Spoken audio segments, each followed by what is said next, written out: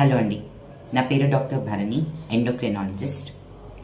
ఇవాళ వీడియోలో మనం హైపోగ్లైసిమియా గురించి తెలుసుకుందాం.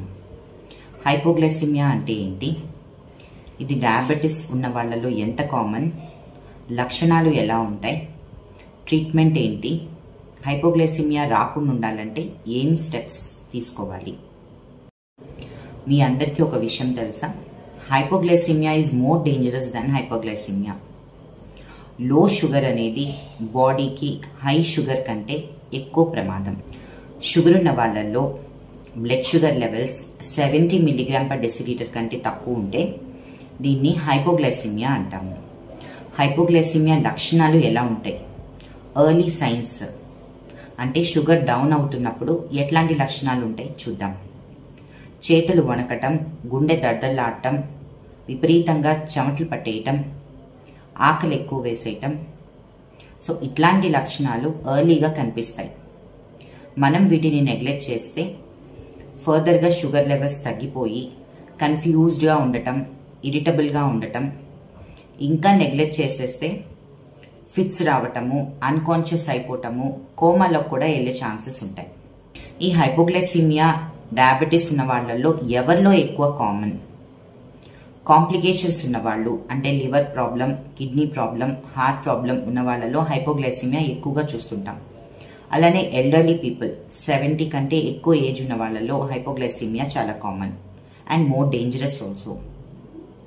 ఎవరిలో అయినా కానీ ఫుడ్ తీసుకోవటం లేట్ అయినా లేదా తక్కువ తిన్నా, ఇన్సులిన్ కానీ తీసుకునే టాబ్లెట్స్ కానీ ఫుడ్కి మ్యాచ్ అవ్వకుండా ఎక్కువ డోస్ తీసుకున్నా, లేదా టాబ్లెట్ డోసేజ్ మనం తినే ఫుడ్కి ఎక్కువ అయినా కానీ షుగర్ డౌన్ అవ్వచ్చు.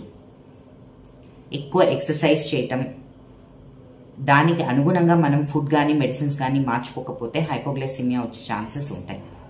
హైపోగ్లైసిమియా సిమ్టమ్స్ అనేది డిటెక్ట్ చేసినప్పుడు వెంటనే 3 టీ స్పూన్ల షుగర్ కానీ గ్లూకోజ్ కానీ తీసుకోవాలి.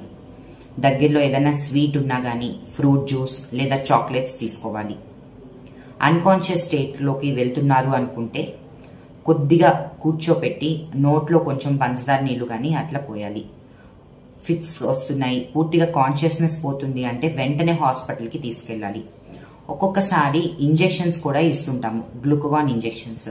సో షుగర్ డౌన్ అవుతుంది, అన్కాన్షియస్ స్టేట్లోకి వెళ్తున్నారు, ఓరల్గా తీసుకోవట్లేదు అంటే ఈ ఇంజెక్షన్స్ కూడా ఇవ్వచ్చు. సో హైపోగ్లైసిమియాని ఎలా ప్రివెంట్ చేయాలి? First, regular sugar checkup. చాలా మంది ఏం మిస్టేక్ చేస్తుంటారంటే వాళ్ళు షుగర్ లెవెల్స్ చూసుకుంటారు కానీ డాక్టర్ని కన్సల్ట్ అవ్వరు.